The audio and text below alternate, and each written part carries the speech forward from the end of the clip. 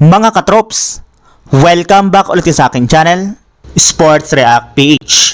At ngayon nga ay pag-uusapan natin ang balitang naka-full effect na nga po ang napakalaking impact ni Lebron sa Philadelphia 76ers.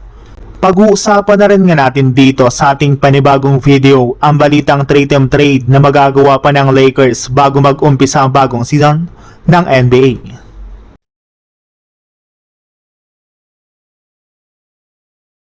Bago pa man nga po mga katrops magsimula ang kampanya ng Philadelphia 76ers pero naka-full effect na nga po agad ang impact ni Lebron sa kanilang buong prangkisa.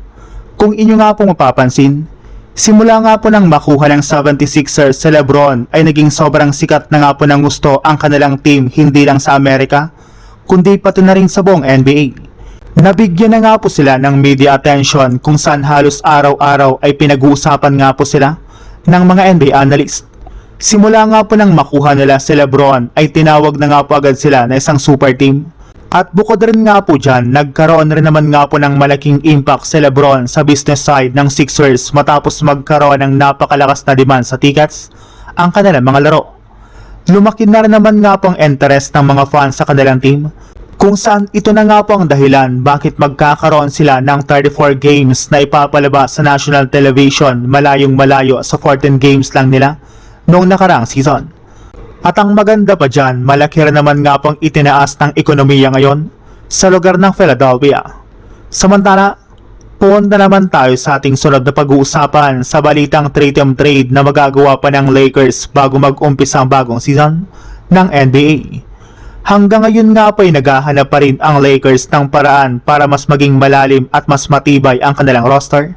At isa nga po sa mga labas na trade proposal na pwede nga po nilang gawin ay ang 3-team trade deal kasama mga koponan ng Denver Nuggets at Los Angeles Lakers.